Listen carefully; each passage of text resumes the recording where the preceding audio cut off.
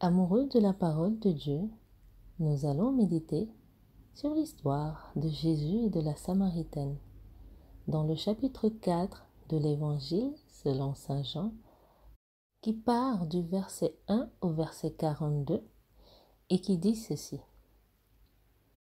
Quand Jésus apprit que les pharisiens avaient entendu dire qu'il faisait plus de disciples et en baptisait plus que Jean, bien qu'à vrai dire Jésus lui-même ne baptisa pas, mais ses disciples, il quitta la Judée et s'en retourna en Galilée.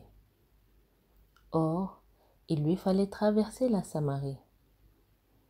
Il arrive donc à une ville de Samarie appelée Sichar, près de la terre que Jacob avait donnée à son fils Joseph. Là se trouvait la source de Jacob. Jésus, fatigué par la marche, se tenait donc assis tout contre la source. C'était environ la 6e heure. Une femme de Samarie vient pour puiser de l'eau. Jésus lui dit, « Donne-moi à boire. » Ses disciples, en effet, s'en étaient allés à la ville pour acheter de quoi manger. La femme samaritaine lui dit, « Comment, toi qui es juif, tu me demandes à boire à moi qui suis une femme samaritaine ?» Les Juifs, en effet, n'ont pas de relation avec les Samaritains. Jésus lui répondit, « Si tu savais le don de Dieu, quel est celui à qui tu parles? C'est toi qui m'aurais demandé de te donner l'eau vive, car l'eau que je te donnerai en toi sera source de vie. Abreuve-toi au rocher qui te sauve. » Elle lui dit, « Seigneur, tu n'as rien pour puiser et le puits est profond. D'où l'as-tu donc l'eau vive?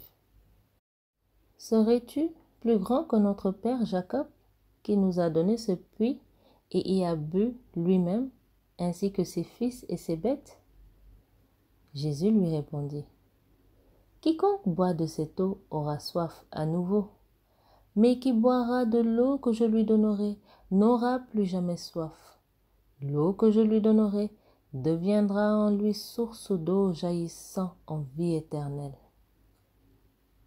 La femme lui dit, « Seigneur, donne-moi cette eau, afin que je n'ai plus soif et ne vienne plus ici pour puiser. » Jésus lui dit, « Va, appelle ton mari et reviens ici. »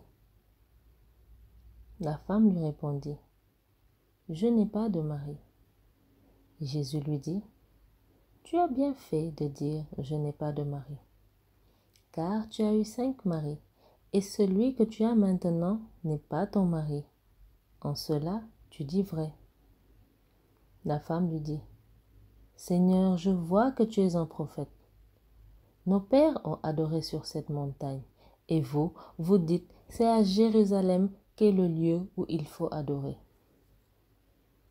Jésus lui dit, « Crois-moi, femme, l'heure vient où ce n'est ni sur cette montagne, ni à Jérusalem que vous adorerez le Père. Vous, vous adorez ce que vous ne connaissez pas. Nous, nous adorons ce que nous connaissons, car le salut vient des Juifs. Mais l'heure vient, et c'est maintenant, où les véritables adorateurs adoreront le Père en esprit et en vérité. Car tels sont les adorateurs que cherche le Père, Dieu et esprit. Et ceux qui adorent, c'est en esprit et en vérité qu'ils doivent adorer. Oh oui, ce que le Père recherche, c'est le fond de notre cœur.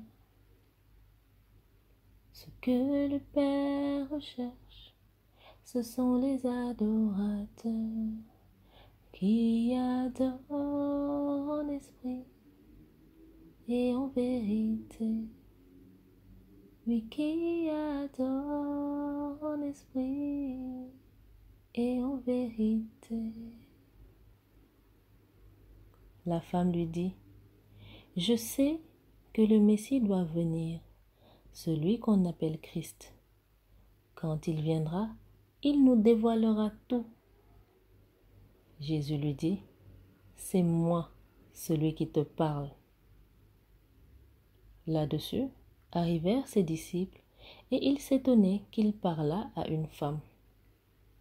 Pourtant, pas un ne dit, que cherches-tu? Ou, de quoi lui parles-tu? La femme alors laissa là sa cruche, courut à la ville et dit aux gens, venez voir un homme qui m'a dit tout ce que j'ai fait. Ne serait-il pas le Christ? Ils sortirent de la ville et ils allèrent vers lui. Entre-temps, ses disciples le priaient en disant, Rabbi, mange. Mais il leur dit, j'ai à manger un aliment que vous ne connaissez pas. Les disciples se disaient entre eux, quelqu'un lui aurait-il apporté à manger? Jésus leur dit, ma nourriture est de faire la volonté de celui qui m'a envoyé et de mener son œuvre à bonne fin. Ne dites-vous pas, encore 4 mois et vient la moisson? Eh bien, je vous dis, levez les yeux et regardez les champs, ils sont blancs pour la moisson. Déjà, le moissonneur reçoit son salaire et récolte du fruit pour la vie éternelle, en sorte que le semeur se réjouit avec le moissonneur. Car ici se vérifie le dicton, autre est le semeur, autre le moissonneur. Je vous ai envoyé moissonner là où vous ne vous êtes pas fatigués. D'autres se sont fatigués et vous, vous héritez de leur fatigue. De cette ville, nombre de Samaritains crurent en lui à cause de la parole de la femme qui attestait. Il m'a dit tout ce que j'ai fait. Quand donc ils furent arrivés près de lui, les Samaritains le prièrent de demeurer chez eux. Il y demeura 2 jours, et ils furent bien plus nombreux à croire à cause de sa parole, et il disait à la femme, ce n'est plus sur tes dires que nous croyons, nous l'avons nous-mêmes entendu, et nous savons que c'est vraiment lui le Sauveur du monde. Toi qui venais puiser de l'eau, il t'a donné l'eau et l'esprit. Il a versé son sang, donnant sa vie pour toi. La croix est désormais pour tous la source de vie éternelle. Abreuve-toi, ô rocher qui te sauve. Oh oui, abreuve-toi, ô rocher qui